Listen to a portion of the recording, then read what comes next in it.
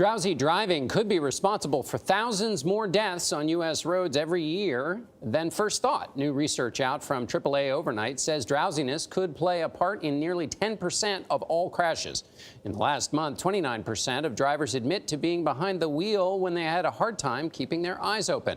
Chris Van Cleve is on the road in Washington with the dangers. Chris, good morning.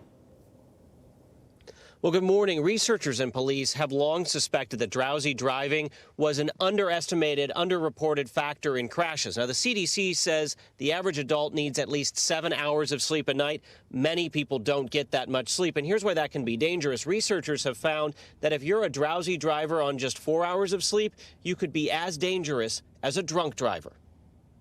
I got you at a 10 over on Addison Road, and then when you changed lanes, you didn't signal. When police in Addison, Illinois, pulled over the driver of this pickup, he said he was coming off a 14-hour shift and was exhausted. You got to be careful. Being drowsy is not as, it's just as bad as being drinking or being distracted, you know what I'm saying? That driver got a warning. It just never dawned on me that we would lose her. But a drowsy driving crash killed Jennifer Pierce's 18-year-old sister, Nicole. The Virginia Tech freshman was coming back from a ski trip with 4 friends when the driver fell asleep and slammed into a tree. For 10 years, we've had to deal with her loss, and not just the loss of who she was at 18, but the loss of the many years and who she would have become.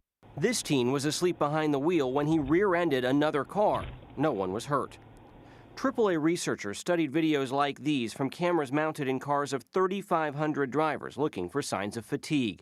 Federal estimates cite drowsiness as a factor in 1 to 2% of crashes. When researchers analyzed more than 700 crashes caught on tape, they found signs of drowsy driving in roughly 10%. 1 in 10. 1 in 10. That's a lot of crashes. Definitely. William Horry is from the AAA Foundation for Traffic Safety. There's really no truly effective countermeasure to drowsiness as sleep. So it really comes back to trying to plan and give yourself enough time to get that sleep.